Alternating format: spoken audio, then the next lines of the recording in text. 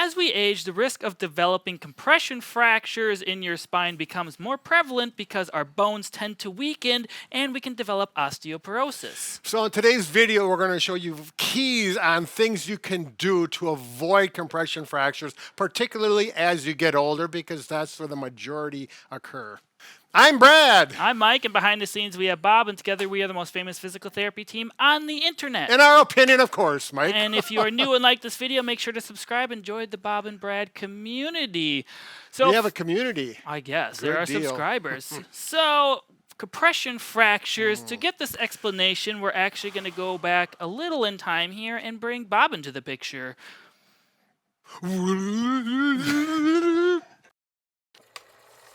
Bob and Brad, the two most famous physical therapists on the internet.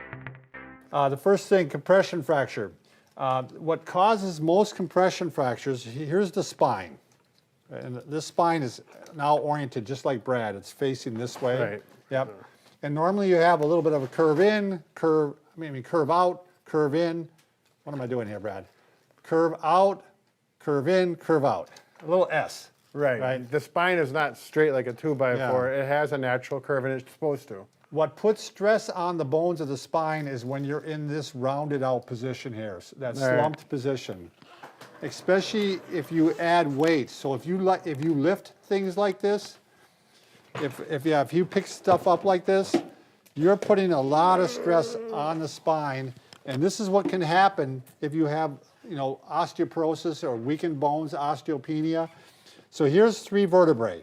These are the bones we took right out of the back and pretend. This is a model. Right. We put tape on 2 of the vertebrae so that you can see what happens here.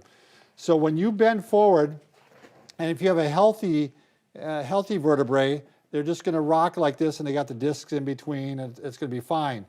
But if it's not healthy, and you put some extra stress on it through lifting, you can actually squish down the bone, and that's what a compression fracture is. It actually, the front part of the vertebrae collapses and squishes down. Right. So you got the bone. It kind of crumbles, but it typically stays together. If you look at the X-rays, there's a lot of little cracks. It's like it's like an accordion almost, yeah, I guess. And a lot of fracture lines occur. Yeah. And they're very painful. Yeah, they're very painful, and I think sometimes now they'll put cement in there as a correction. I've had a couple people where they've done that. It seemed to help somewhat. Right. It's just obviously they're not mixing concrete, but no, that's a special procedure so that it goes in the bone itself and helps support it.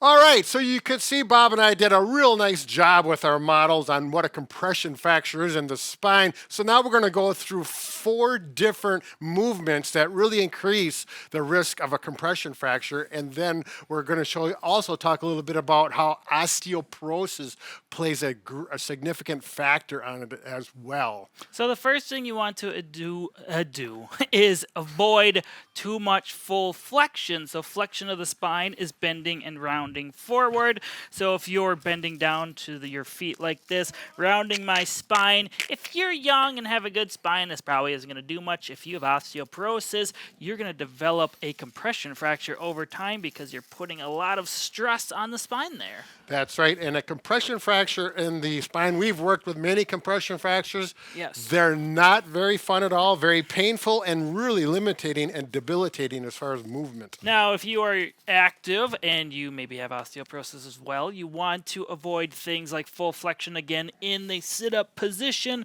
rounding your back forward and back down. You can see my spine is getting a rounding force and back down.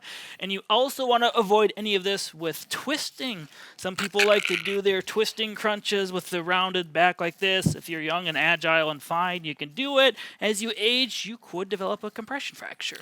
Yeah, it's rather interesting because I still do a core exercise like that. So I have to keep in mind as I get older, I probably want to take that one out of my regimen. Next thing you want to avoid, again, like we talked about earlier, is rounding your spine like this. But if you do this and you pick up something heavy, there's that much more force. Quit doing that, Mike. It just kills me to watch someone do that. On your vertebrae, which can be problematic. Now, what's the last thing they want to avoid? And this is something we've worked with, particularly older people. When you sit down, particularly in a firm chair, is, the people may come back and it's like, oh, the chair's there. Plop down into the chair. They feel safe. But when you hit, and particularly with your back flexed, and you get that compression, that impact, that's when you can get that vertebra to actually fracture. Now, these vertebrae aren't like breaking apart into pieces and you have all these chunks of broken bone in your back. They actually just do hairline cracks. Ugh. We thought we had a model of one here, but we don't. Usually it's just one vertebrae, it gets hairline cracks, and it really becomes painful because every time you move it, there's very small amounts of movements in the bone itself, and there's nerve endings in there, and it's just no fun at all. They usually heal up in 2 or 3 months. So with osteoporosis, as you know, it can lead to compression fractures, like we've mentioned numerous times, because with osteoporosis, your bones become weaker and brittle. Now we're going to talk about typical people that might develop it. So first is obviously age. It's more common in older adults, especially after the age of 50. That's right. And statistically speaking, women get more compression fractures than men, and there's a reason for that, because after they go through menopause in their 50s or whatever age it may be, that leads to weakening and leads to decreased estrogen production. There you go. Which leads to osteoporosis. There. The next thing, it's more common in the races of Caucasian and Asian individuals. And body type. Thinner people, this may surprise you, thinner people are more likely to get compression fractures than heavier people. A family history, so if someone else in your family has compression fractures through every generation, you might develop it over time as well. And medical conditions, for example, celiac disease or thyroid problems are 2 common diseases that are associated with compression fractures. Some lifestyle risk factors include excessive use of smoking or alcohol, lack of exercise, and poor nutrition. Obviously, all those things in conjunction, can weaken your bones and cause compression fractures. Right. My brother, who is a nurse, Yeah, he used to motocross race. Oh. And he quit because he realized he was probably going to get a compression fracture in his back. Anyways, I just wanted a little side note. Lifestyle factors, but that is if you do activities that are aggressive and have High impact. Yeah, like skiing, downhill skiing, those types of things. And the last thing is some medications. They can have long-term side effects. Things like corticosteroids can increase your risk of developing a compression fracture. Did we forget anything? I don't think so. Okay, good.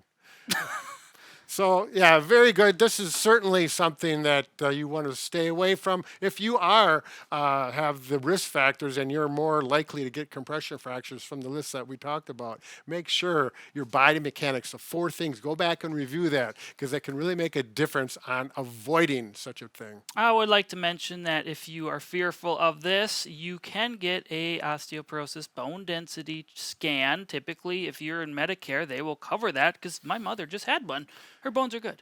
Sure. Yeah. And actually, we have a video on that, and it goes into the details, what number, they'll give you a number and what number, and if you're, at risk for that osteoporosis. So Bob and Brad, and look at it in video, YouTube. We can link that in the end screen here. So if it's coming up, click the video link on the screen and comment if you've had a compression fracture and you watch this whole video. Let us know what helped for you. Yeah. Share with our other community people. Bob and Brad, the 2 most famous physical therapists on the internet.